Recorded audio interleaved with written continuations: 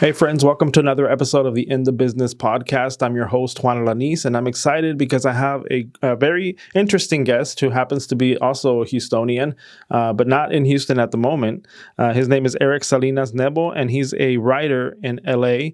And like I said, he's originally from Houston with family in the RGV, if you know what that is, the Puro 956, Rio Grande Valley. And thank you for joining me today, Eric.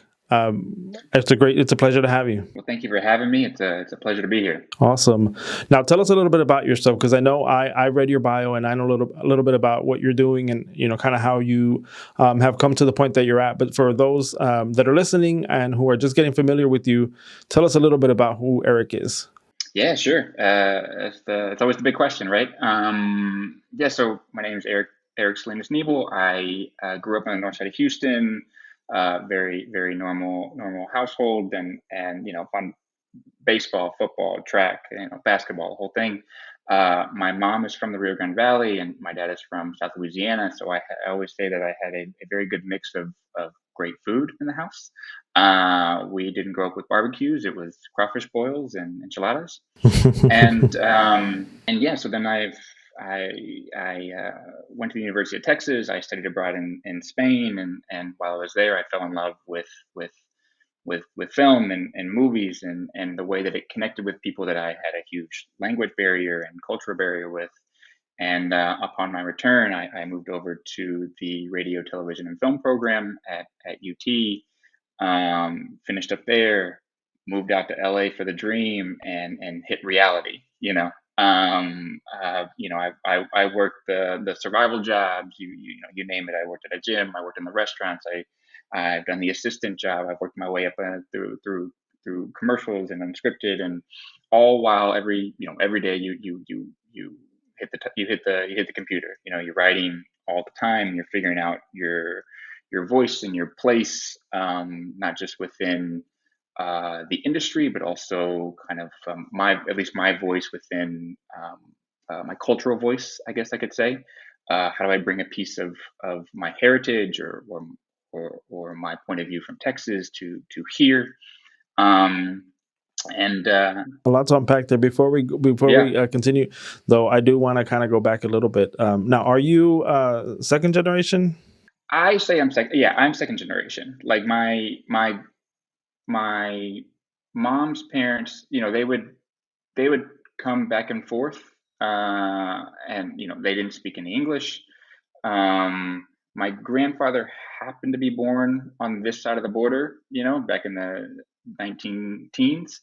So he was an American citizen, but as you know, in the valley, like it can almost be another world down there, right? Yeah, it's like it depends on what you Yeah, consider Mexico, what you still consider Texas, and like, well, and for those folks that don't know what it is to grow up in Houston, because I think a lot of times what the questions that I get when I tell people I'm from Houston, they're like, "Well, what part of Houston?" But I feel like people don't really know like what part, like what different parts of Houston are like. So for you, how would you describe being from the north side, growing up in the north side in Houston? oh, I grew up in the suburbs. Like it's right off of 45, Spring Klein area. Great upbringing. We had the soccer fields and the baseball fields, and we had everything kind of at our fingertips. And I don't think I didn't really realize this until I came out here. Um, it's also kind of the meeting point. There's at least 20, 25 years ago, right? You have the Magnolias and the Tombals of the world in this convergence of kind of rural Texas and Spring, um, that also meets. And so where I kind of grew up is a good melting pot, I think. I think And that's a good I way think to that's describe Houston overall. Like that, it's a good melting yeah. pot because and it has a lot of pockets. I think I grew up moving around, so I grew up in the Valley first, and when we came to Houston, we lived by the Galleria, which is Hmm. more like the uptown area now. It wasn't back then. And then we moved to the north side but more like the Aldine area. So we were further out. Yep. And then we moved to A-Leaf, and that was like a different experience in Southwest. And then when I met my wife, we moved to the East End, and so that was like a completely different experience. So I Mm-hmm. think, like I would say, Houston has like a lot of cultural centers or cultural pockets of communities that where you get a different experience depending on where you live in Houston. 100%. I mean, but at the same time, like at the front of my neighborhood are a couple of taquerias, the Target, and what's it called, Big Texas, like Urban Cowboy, like a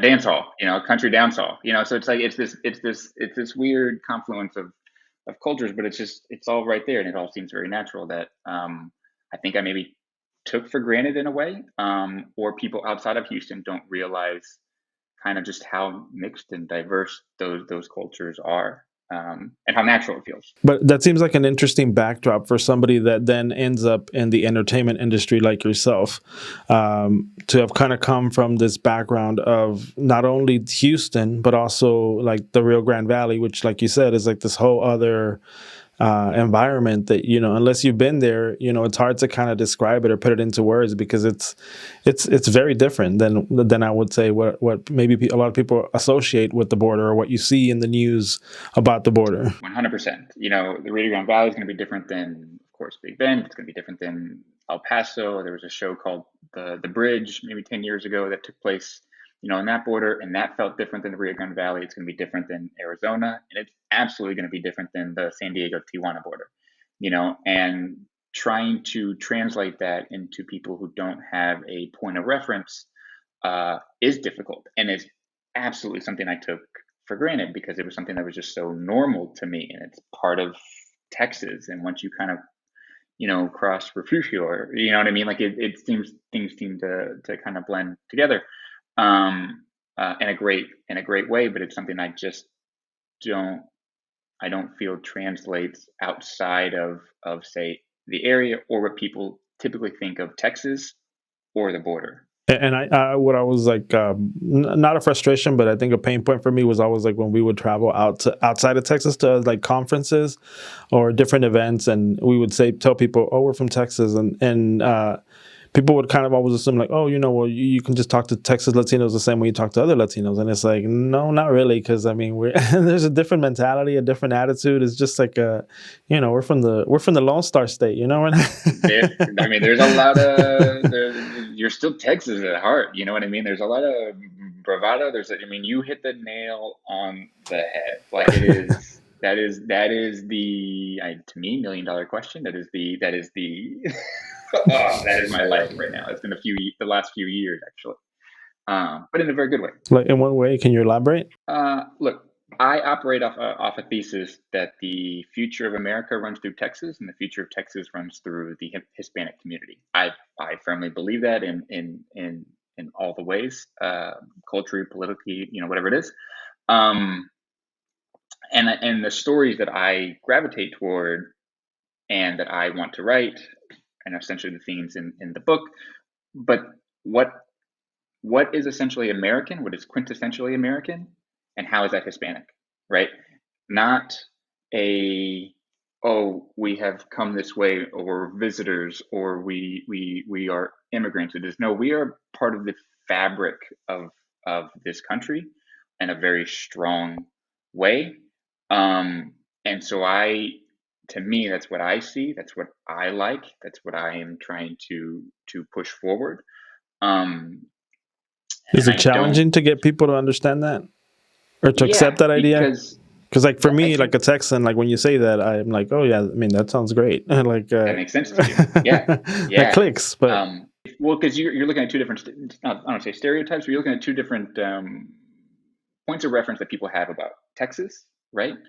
And then also about the Hispanic Latino community. And and um, and so I think if you are from the Northeast, or if you're from the Midwest, and you've never been down here and just experienced the culture outside of, say, Austin or something, uh, then it will seem a little foreign, or you will not connect to it on like a soul level, right? It will not hit you in a way that you're like, oh, I get that. It doesn't fit within a particular genre or something. And so it does take a lot of nuance, which is quite hard in Hollywood, right? Like it's not that's not typically the strong suit. And so I do think, you find you're just like in anything else, and whether it's the entertainment industry or whatever, you find the people who understand what you're trying to do, and the themes maybe that or at least I'm trying to express. Um, and slowly but surely, as people get into positions in power, that works.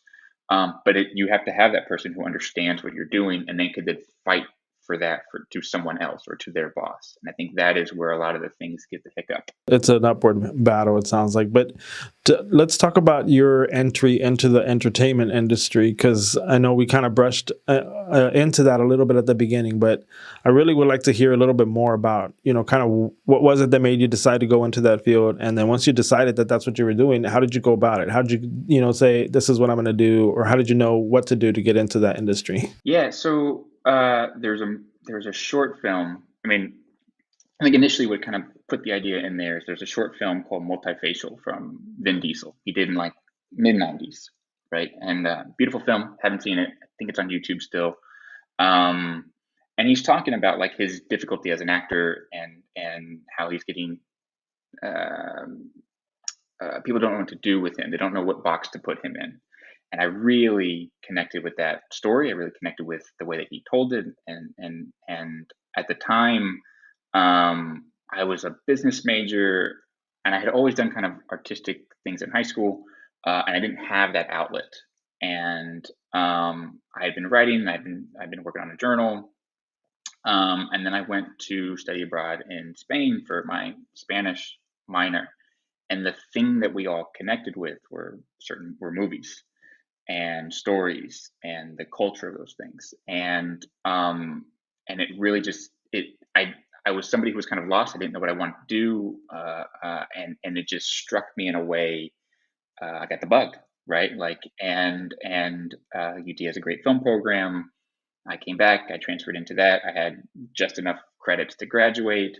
I stayed a year. I had a good job in college, and stayed a year, saved up money, and then came out to LA with a couple of friends from film school. And at that point, and I think it's very Texan and very Austin, is like you want to do the Robert Rodriguez thing, you want to do the Ed Burns thing, you want to do it on your own. And there was a couple of years where I was trying to get something done, and just blew up in my face. And it's like, okay, I can either go down this road and get into more debt, and maybe I go home, or buckle down. And I was lucky enough to get a job at a production company as an assistant. And it was a great place because they worked on unscripted stuff. They had talent. They had writers on their client roster, and so I was able to kind of get my hands into a lot of things. Now, at that point, were you interested in coming in as a writer, or were you coming in were you interested in doing like other things in production, or were you interested in acting, or what was the entry point that you were looking at? Always as a writer, and as a writer first.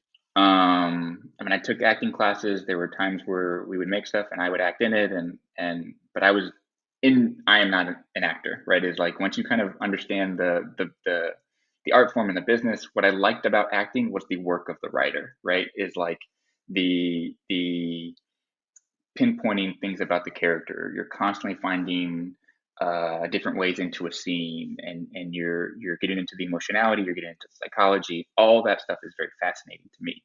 Uh, but would I stand up on a stage? I could not do that. And so that to me is like, I am not a true actor, right?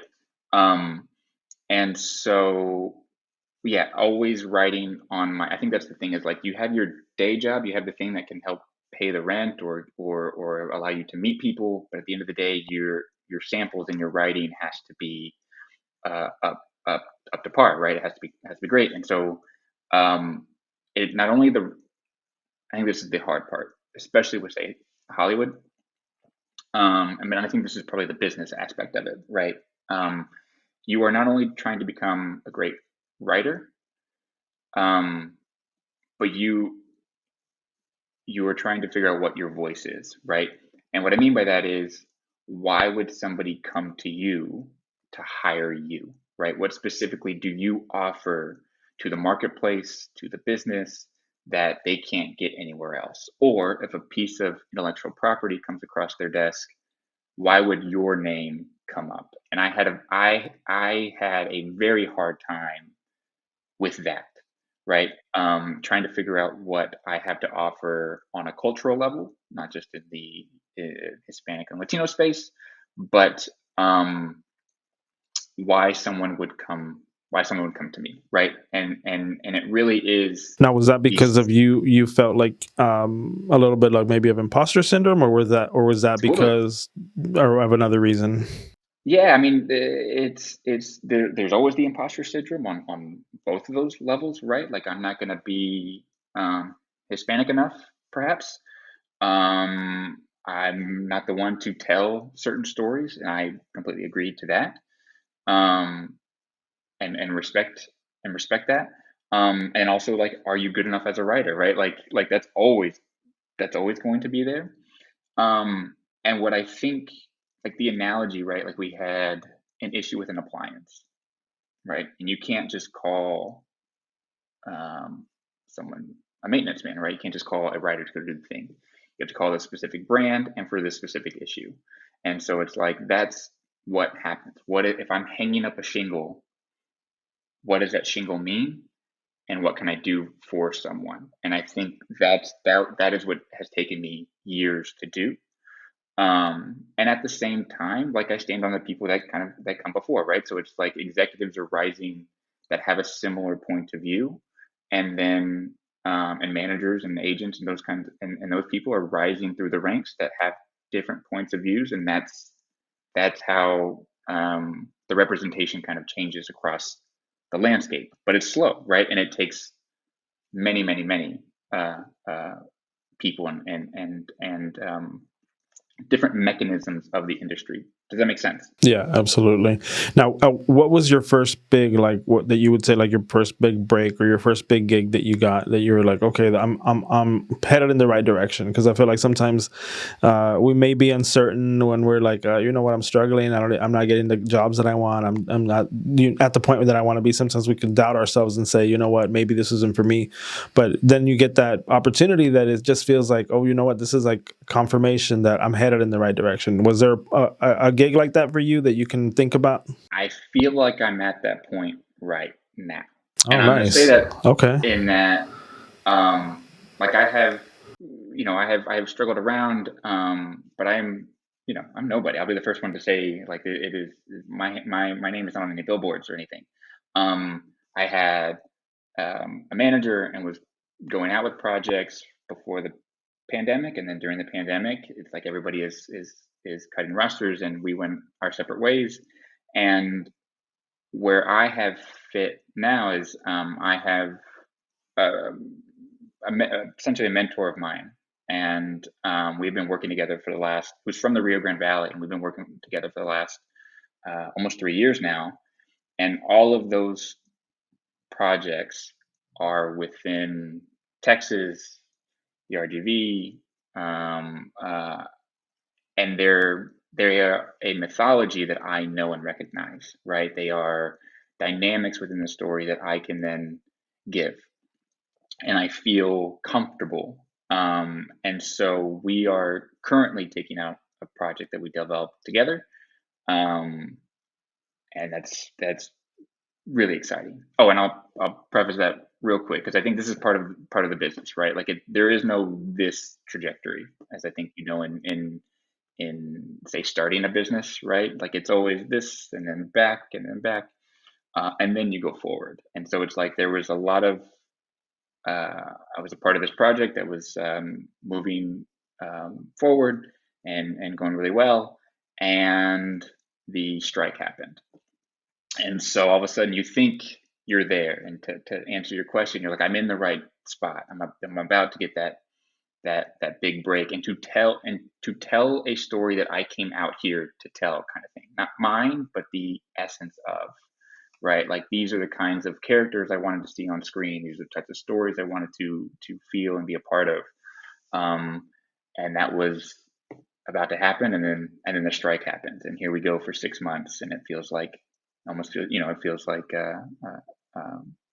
COVID all over again, almost. Now, you mentioned that you were working prior to that with a prominent Latino TV writer. So you were working on different projects, or what did that look like? Yeah, so they're his projects that he has kind of pushed through the system, and I was working kind of on the helping him develop, and he treated me as like an assistant. Okay. But they are like a writer's assistant. So like they are I'm helping with research, bouncing off story ideas, character ideas, reworking scenes, reworking character backstories, all to this is writing and rewriting and rewriting and rewriting to get a pilot episode um, through the executive ranks, right? Like to get it through the system and to get the yes for the green light. And And how did you come to that particular job that you had? Like, was it something that, like, how far into you going and saying, I'm going to do this, I'm going to be in this industry, and then to where the point where you were at this gig, how long was that of a time frame? 10 years, Oh, maybe. wow. So it's a pretty long process from when you decided Yeah, I to. mean, the hindsight's 2020, right? Like there is I think most for anyone who's interested, like the most accepted way is that you go and claw your way into a job as an assistant at one of the agencies. The agencies are where they get all the jobs, and where you do that for a year or two, then you hope to get on um, to jump to maybe a writer or staff is needing an assistant, and you go there, and you hope that that show gets greenlit, and then maybe a year or two later you can uh, co-write an episode, and then you kind of become a writer that way. And that's how it worked for many years. Streaming upended that ladder, right? That was a big point with the strike.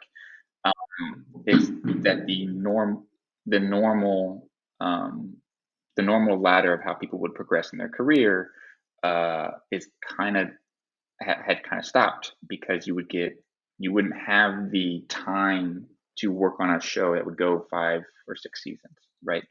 Um, and all that is kind of luck, and literally no one has the same story.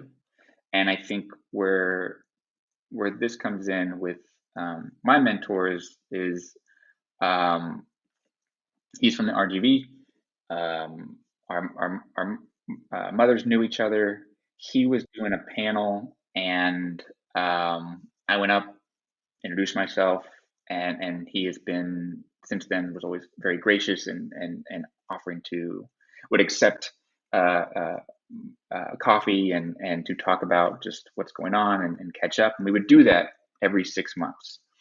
And part of that is, like, I think the lesson in that is you're not just networking to network, and you're not just making contacts to make contacts of what they can do for you. I really connected with this person on many levels, but specifically on a culturally and a creative level. And so we stayed in touch, and we always kind of he was always available if I would ask him to read something. And then as we were coming out of the pandemic, um, he was busy with many projects, and needed the extra help. And so he offered me a job, and I jumped at it. And at the same time was working in some commercials, or I would do other things to supplement. But the point is that I had found the types of stories that I came out here to tell and wanted to be around.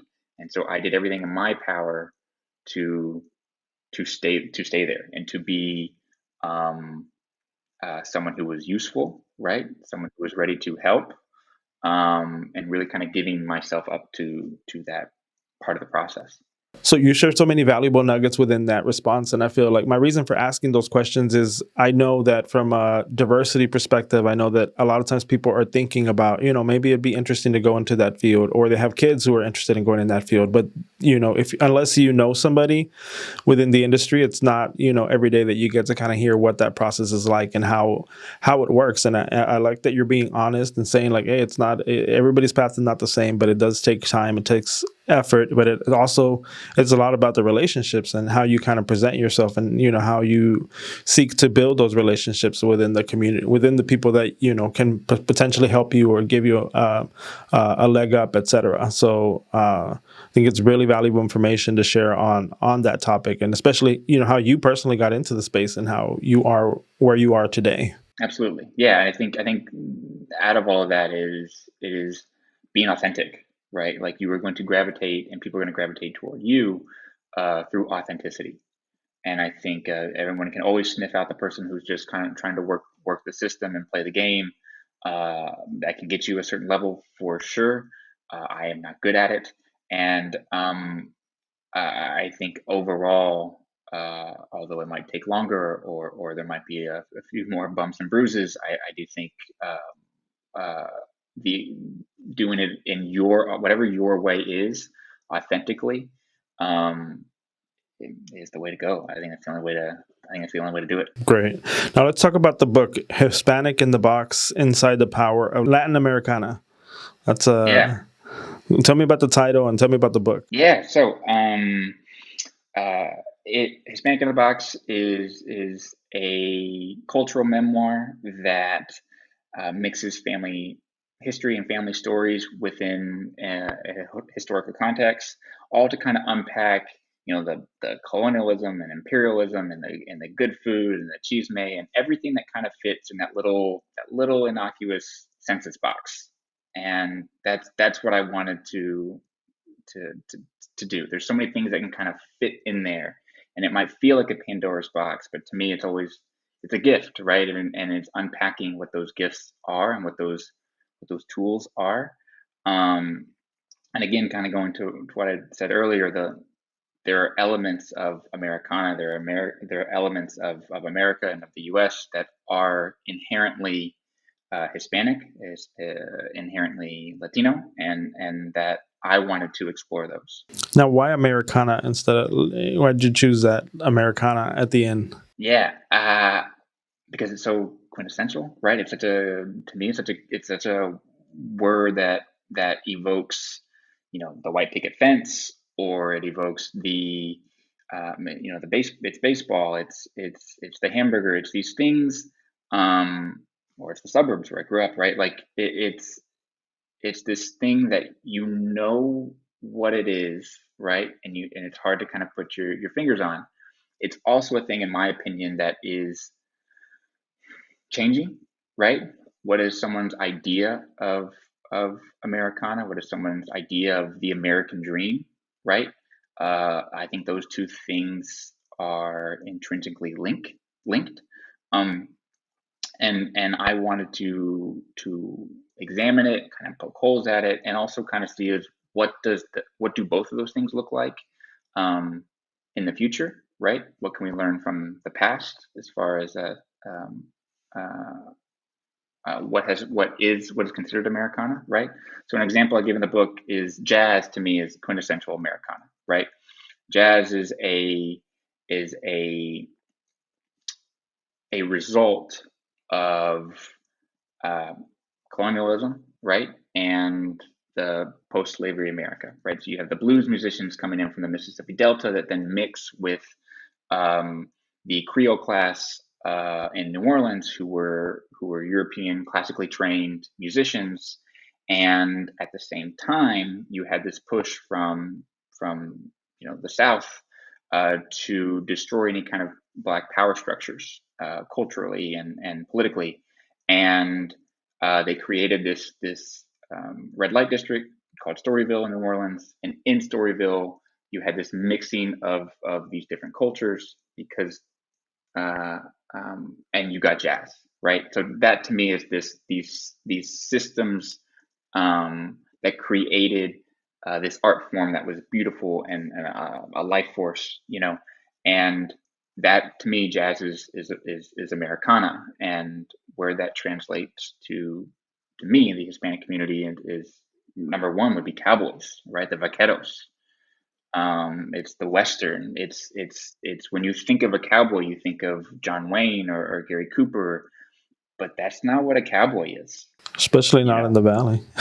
Correct. Yeah. And so there's an element of reclamation that I want, that I want to say that this American landscape, your West, is Hispanic, right? These skills, the are not, they don't come from Scotland, they don't come from England, they don't come, they come from Andalusia, they come from having to ranch and till the land, which is not easy to do in South Texas, right? Like that, the ranching culture and the cowboy culture is a result of of cows and herds, going through across Texas, trading from Louisiana to Santa Fe or Louisiana down into to northern Mexico. And so to me, that's what is a reclamation of what Americana is. And to me, when you say Americana in that way, like Latin Americana, it also kind of brings to mind the idea that Latinos are, in large part, I think that Latino culture is becoming a mainstream, a staple of our mainstream culture in the U.S. I think, like you said at the beginning, I think Texas is a great pull of what it's going to be, what the future is like in the U.S. Because I think we're definitely Latino. I mean, like it or not. I mean, it's a Texas is very Well, Latino. like it, right? You know what I mean? Like the things Yeah. that people hold dear, and the things that again that people idealize or idolize with as quintessentially American, like those are Hispanic values, right? Like that's the hard work, that's the perseverance, that's the outdoor living, that's the rancheros, that's the food, the barbecue. I mean, that's I all mean, everything to there. indigenous culture and traditions Correct. and things like that are, I think very prevalent and still, and maybe not in the same way, but very prevalent still. A lot of those nuances are still there. So I like what you've done with that, like the Americana, and like kind of connecting that. What types of stories will we find in the book? I think on a personal level, it's my journey of, especially as someone who has left Texas and left my home, and I can barely get to the Rio Grande Valley. It is my way of holding on to the culture, right? Um, Is it like your childhood stories, or is it like stories about your family, or what types of Yeah, stuff? so I'll put into context, right? Like we went to South Padre every summer, and so there's the everyone kind of chases the sand crabs, and we go fishing in the bay. But where does that come from, and who is that, right? Who is the Padre? And what I ended up finding out, and these are, I haven't done any DNA tests, but these are through the rumors, through the grapevine, right? He was the son of the first cattle queen of Texas, Maria Rosa, and um, Maria Rosa Hinojosa, and my grandmother's maiden name is Hinojosa. So perhaps there's the line, but the story that I and the point that I make there is she was ended up being a widow, and she amassed uh, this large plot of land. And when her husband died, instead of leaving, she stayed, and she created this, and she expanded it, and she created this huge ranch, right? And to me, that's a very powerful story and forgotten piece of history that explains, a Latina doing the work, and staying true to the land and the culture, and not fleeing, and not going elsewhere. That you stay and you dig in and you work, and that also that that lineage kind of, I want to connect to that, right? That brings a more personal story of either South Texas or South Padre Island to me. um, I also have, like I grew up Catholic, um, and I have waxed and waned and come and gone, and I'm not. I would say, in the story, my wife and I, we got married in New Orleans in a decommissioned church, right? It was a German Catholic church in the Marigny, and was since decommissioned and has become kind of an event space, but beautiful space. You still feel all the things that you feel in a church, and I feel kind of like a decommissioned Catholic. However, that is also a piece, that is a piece of my culture that I'm not passing down, that I'm severing from my upbringing and things that connect me to the Hispanic culture, right? And so I have to find a way to still hold true and connect, and so I kind of talk through the stories of what Dia de los Muertos means, right? Um, to me, the history of it and why it came to be, from its syncretism between European traditions and indigenous traditions, um, and also from just a very personal level. When I'm at my Ita's house growing up, and you see all of the photos, the whole living room of photos, you know what that means, right? Like, as I create my own home, well, I need more photos, or I need these things that connect me to the people that I think and I believe, watch over, right? Now, understand that your son was also a big motivation for wanting to write this book. Huge. Yeah. Yeah, because you're a I new dad, think, right? Congrats. yeah, brand new dad, born in May. Been a wild That's summer. awesome. But yeah, it was this kind of going back to a few things that we had talked about, where it was this opportunity that I had that I thought was going to be the thing, and this will be great. My career is going to start as I become a new dad, and this is how life works, right? And strike hits, and I am at this moment where he's due in a few weeks, um, and I have been telling these stories, and working through these stories of the culture and my family history and things that are very personal. And I had this huge kind of attack of panic, right? That as I am starting my own home, he is not going to experience the RGV like I did. He's not going to experience the things in the house from that my mom has passed down. Um, and that really hit me in a hard way, of being that kind of second generation. How do I honor, the traditions that have been passed down to me, the heritage that has kind of given me the blessings and opportunities of my life, and how do I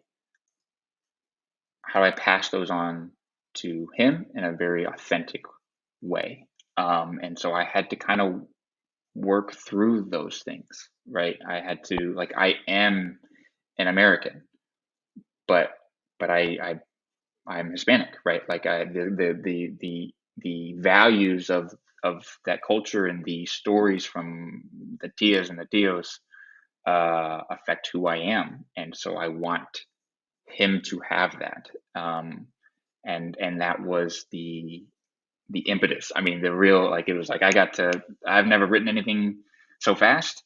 But I also, at the end of writing this book, it was like a weight had been lifted off my shoulders. It was like, I mean, on a molecular level, like cells had changed. Like, I just felt different, and I felt more comfortable in who I am, and what kind of father I want to be, and the traditions that I want to pass down, and how I want to pass those down. Well, I'm first generation, and I'll tell you, as a father of a 21-year-old, they pick it up. I mean, like I had similar worries when we were growing up, because I was like, oh, he's not gonna grow up in the same way. He's not gonna experience the same things, and Mm. he didn't, But I think, over the years he picked it up, and he very much knew who he was, or where he came from, what his heritage is, and things like that. And I think that's the thing. I think because you live and breathe it, and obviously, like, from what you described as your career, and what you're looking to do when you all of that, I think it's gonna innately he's gonna pick it up. So Yeah. this is Did you find that it was and look, I think I wouldn't have maybe as much of a panic if I was still in Houston. Um I think it's here, right? Like you take tamales for example. I'm gonna order from Delia's down in the Rio Grande Valley before I get some here because they're different. I want that ratatouille moment. I want that moment where it's like this feels like my grandmother's, and I don't get that from the tamales here because they are from the ones different wrapped in region. banana leaves. Yeah, Yeah. and so did you find were there elements that felt like work to you that you had to consciously say no? I want him to understand what this means. He grew up in Texas, so I mean, in a large part, Yeah, like we had a big advantage there. That a for lot of sure. it was very familiar. But I'll tell you, I think one of the moments that sticks out to me was when he started going to private school in high school, Hmm. and it was mostly a Caucasian school, and Hmm. that's where I was really kind of like, because first of all, he was already like, he loved Vietnamese food. He always preferred to eat Vietnamese rather than Mexican food, and so I was like, oh my god, he's losing his culture. Hmm. Yeah, uh, but that's just because Houston. I mean, we've got great Vietnamese food. Um, yeah. and then when he went into the school, it was private school, and he was going to be one of the few Latino kids in the school. I was like, oh man, this is it. Like the next 4 years, he's probably going to forget all about who he is and his culture, and he's just going to like become so assimilated into everything else. And I think it had the opposite effect. I think he was like realized like, oh my god, like I'm so different, and like these things are the things that I really like identify with about myself. And so Hmm. for me, that was one of the things. And then I think when he was little, we would try to speak to him in Spanish all the time. And it Hmm. got to a point where one day he was like, we all speak English. Why do I have to like speak Spanish? And at that point, we kind of just, my wife and I looked at each other and we kind of laughed with each other and we're like, yeah, he's got a point. Yeah, And so we decided to yeah. relax that a little bit. And we were like, you know what? He'll pick it up eventually because he has to speak to his grandparents in Spanish. No, that's good. No, uh, it picked up a little bit of words, and I went through the thing, and right now my Spanish, like I can survive if I'm dropped in, but you know, I definitely I would get swindled. No, but I You think know, culturally, like you understand it, and I think if you understand it culturally, I mean that's almost the same thing I would say now because you can get like you don't have to speak Spanish, and I think that's sometimes a misconception is that you don't have to speak Spanish to be Latino. I mean, you can as long as you know the culture, you understand the culture, and you can pretty much survive. Part of the research was the Latin in the Latin-Americana in the title of the book, right? That initially stems from is this philosopher and politician in the 1850s down in South America who was trying to figure out a way to categorize the differences between South America's colonial issues versus the United States, right? And uh, they are bland categories, but essentially that because America stems from the Germanic cultures of individualism um, and commercialism, the Latino issues, the Latin cultures from the southern parts of Europe, right, are very centralized, and so you get the centralized elements of the Catholic Church, the centralized versions of the King, right, and those were the issues of Latin America. But right, I think what everybody can within the culture understand is like that you have a strong family unit, right? It isn't just about the individual, and so and you work together. You have a stronger sense of community, in my opinion, at least in my experiences. And so some of the stories in the book are like the baseball beat fields in Colorado and how the men would work in the fields and the women would work, and then all of a sudden on Sunday they would go and they'd play baseball and they'd be a community and they would have their sense of joy and enjoyment and family and leisure. And those are the beginnings of the minor league system in Colorado, right? There's the railroads where you have the boxcar communities and where they took care of their own because the white workers wouldn't allow the Mexicans into their union. And so you have people growing, women educating the children and gardening and these things that are on a human level very nourishing, right? And I think for me, the elements that I was also missing, I think as a country we missed during COVID, is that sense of community, right? And taking those elements, those Latin elements that Francisco Bilbao was admonishing, and incorporating them, right? Like my American dream isn't just about me and my rise, right? I want things that take care on a communal level, right? Like I want the healthcare that it provides for my family and my child, that I'm not getting nickel and dimed, and I want public transportation that is efficient and clean. I want these things that take a government force, right? That is a little bit on the politics of it, but they affect the community, right? They affect how we can create kind of the restaurant experience, right? It's you're creating the dining room table in a business, and so there are those Latin elements that I want to hold on to, and that I firmly believe also will help America, right? Like that is a I'm not trying to be quote unquote Mexican, right? I don't know what that means on a state level, right? On a nationalistic level. But I do know what it means on a cultural level. And so it's those things that I think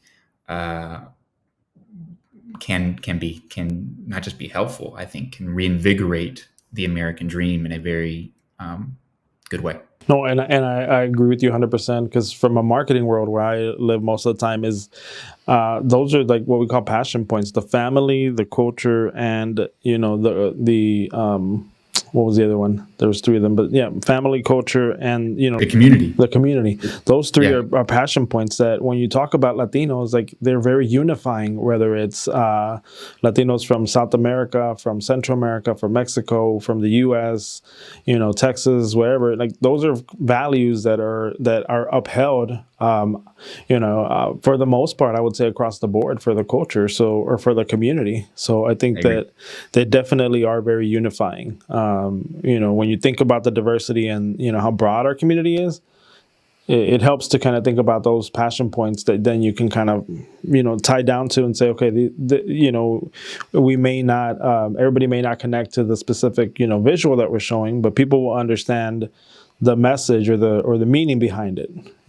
Agreed. And I think to pick up on that, on what you're saying, is like we're vast, right? If we're 20% of the population, right, from various cultural backgrounds, that's what, 65 million people. And as I am pitching things, and we're having this problem in Hollywood where like it has been 3% of shows and movies that have a Latino lead or Latina lead across the board for the last 10, 15 years, 20 years. Nothing has changed, right? But the population growth is there.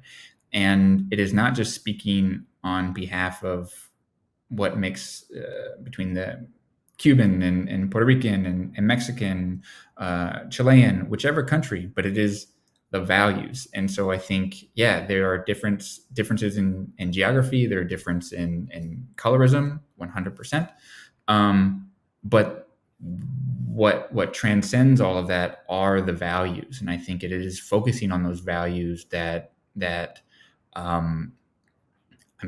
create a cohort that's very powerful, both in terms of culture and economics. And I think that is where I like to live. I think that's what I connect to the most, is what I value the most, and what I want to kind of pass down on a personal level, and also find those stories that embody those values to then try and tell.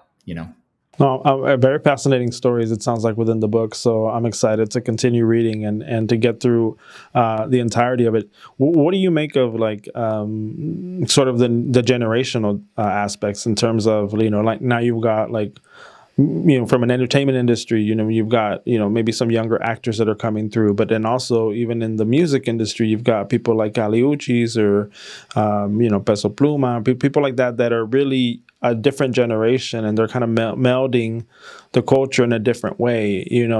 I think making it not only for Latinos, but I think even, for mainstream, where people are starting to adopt it a lot more. What's your take on that kind of that generational younger aspect? Selena Gomez's, people like that are kind of also contributing to a culture, but in their own way. Yeah, I mean, I think it's great. I think especially with say Peso Pluma, like there are elements, just like any musician, you are pulling from the greats. You're pulling from sounds that go back generations, right? What is interesting? I mean, he's got the next iteration of a corrido, right? But what is a corrido? These things stem from Andalusia. They stem from the Moors in Cordoba, right? They and also there are, I would say, on a, at least for me, like I connect to blues a lot. I love blues, and corridos, right? Like there's a similar sound, both from the guitar, but also like you are speaking to um, working class or racial issues. You were speaking to these things, and you're putting them into music, and so I think they have the next iteration of that. I think. That is definitely not like my area of expertise by any means as far as music, but I absolutely love kind of pushing those envelopes, but also bringing in things of the past, right? So like I can connect that to maybe storytelling and or movies or TV in a way. Like for me, like I love westerns. I want to see a western with an Adelita, right? So if you look at the old westerns, the spaghetti westerns, right? You have Yeah. uh, Oh, that reminds the me of. Did you see the Blue Beetle, the movie? Uh, Blue Beetle, yeah, where they had the lady who came out, and she was basically she was like a correct, guerrillera, right? I mean, and she yeah, was like, yeah. and then I was watching it with my son, and he was like, "That's funny," and I was like, "You know why they brought her in? Because that's a huge part of the Mexican culture, Edgar. Like that's a huge part of our history." And I had explained to him, and he was like, "Oh wow, like I didn't know that," but Yeah, but it allows for those conversations, right? The more times that you put these stories out there, the more often you would have a conversation between generations, right? So that connects generations, and which is, I think, to me, the goal. You don't want to isolate a younger generation versus an older generation. You want to connect on certain values and certain things of history. But like the Adelitas, right? Like you take those the spaghetti westerns, and you have, usually it's the bumbling Mexican idiot who's kind of played by an Italian, mm, but you would always have the woman who was like the fierce warrior, right? Well, mhm, like make a movie about her, make a right. movie about their struggle, about they are not only taking care of the home, but they are also fighting on the front lines. Like that is a great western that I think, again, transcends borders, transcends generations. um, you can put the modern music behind it, but I think it's stuff like that I'm very interested in, and I think could that has the ability to really do well on an economic level. Man, well, I'm interested in these ideas. I want to see some of these in development. Working on it, man. Working on it. Because I mean, It's this month. The reason I kind of say now is like the strike ended a few months ago, and I think January was everything kind of getting back on its feet, and the gears are starting to move. And I think now it's full steam ahead. because I feel like that's what's missing. Honestly, like if I'm thinking about, there have been a lot of like Latino shows, that are very sitcom-y, and I think that they're great. I don't nothing against them, but I feel like it always feels like a very like there's always a formula, that it's like, oh, it's Mhm. the cheesy dad or the this or the that. It's like it's very predictable. I feel like it has been to a large degree. Mhm. And so when I feel like the Blue Beetle did a really great job of kind of throwing in a bunch of cultural references that but not doing it in an expected way, like doing it in a way that, if you get it, you get it. If you don't, then you can kind of figure it out, or somebody will tell you about it, or you do your own research and you kind of look into it, but not so scripted, like now we're going to talk Spanglish because, Yeah, we're gonna explain. yeah. Yeah. And No, so I feel like I that's agree. what's missing is the authenticity.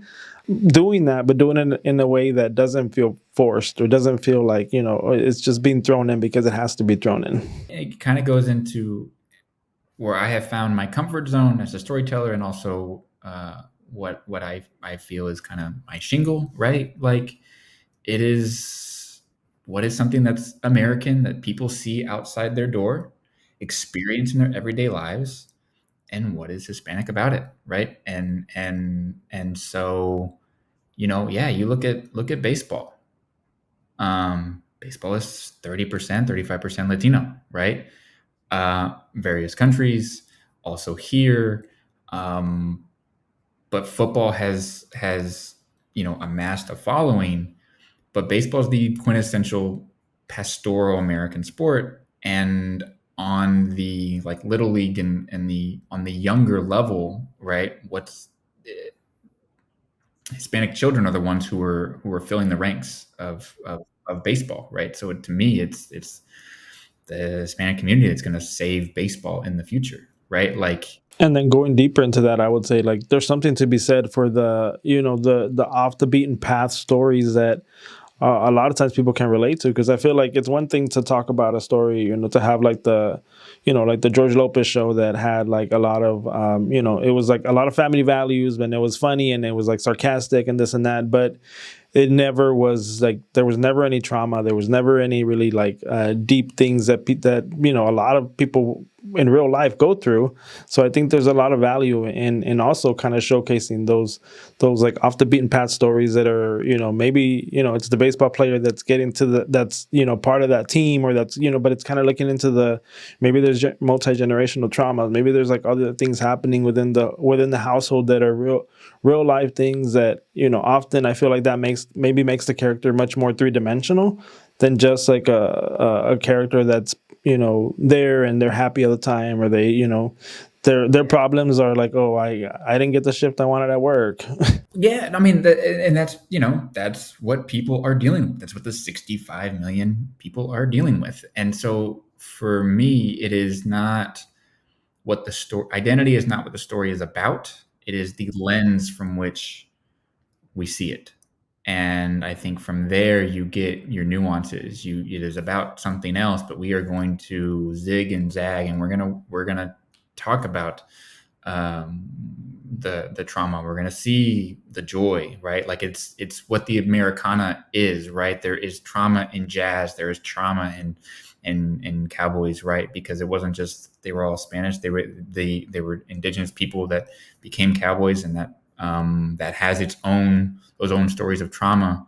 However, you go to the Houston Livestock Show and Rodeo, and you'll see where there's some joy, right? You'll see where there's some pride, and the mending of both of those things, I think, is really where it's fun. It's where I would love to be and love to sit, love to explore, and think is very important. And I think not, you can't devalue the fact that being from the culture, being from the community, I think that you're able to write it from a much more honest place than trying to place yourself in what it might have been like, or what it might be to be in that, a part of that community. I feel like when you come from that community, when that is like you live and breathe it, you're writing from within the community, it comes across. I feel like, and that might be just my opinion, but I feel like it does come across, and it's very.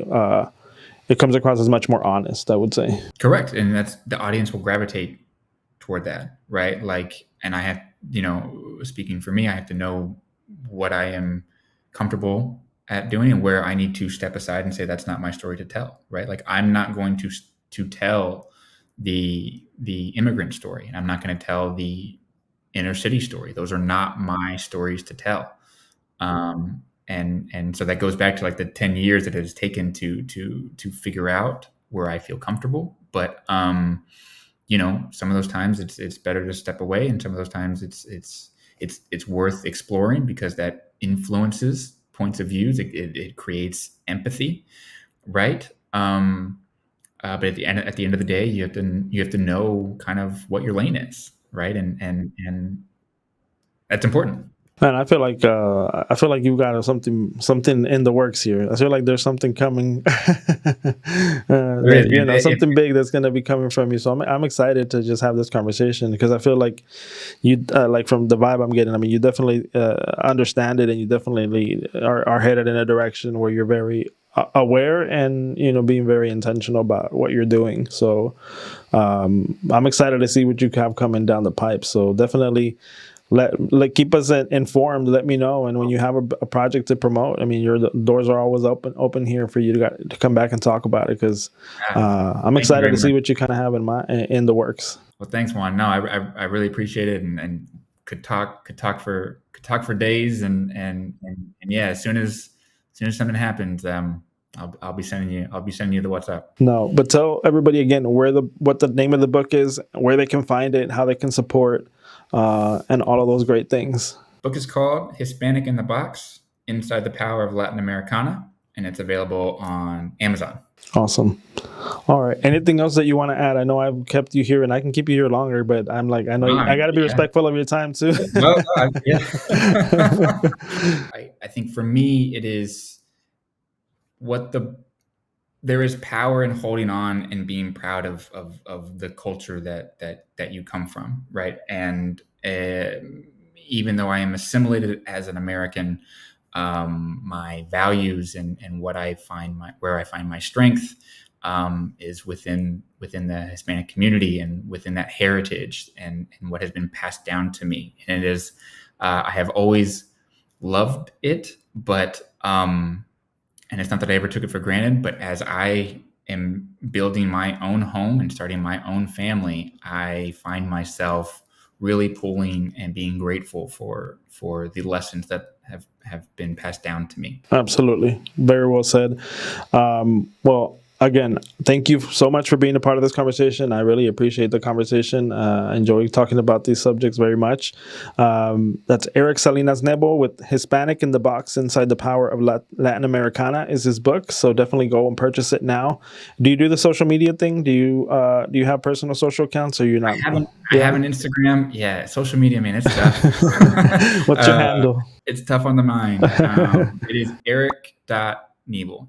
Eric.Nebel on Instagram. Okay. And, all right. Awesome. Well, thank you again. And I hope you all enjoyed this conversation with Eric and that you will look up his book, read it, and then stay in touch. If you have an IMDb, we definitely will be following to see what's next in your career. All right. Thank you, Juan. It's been a pleasure. All right. We'll talk soon.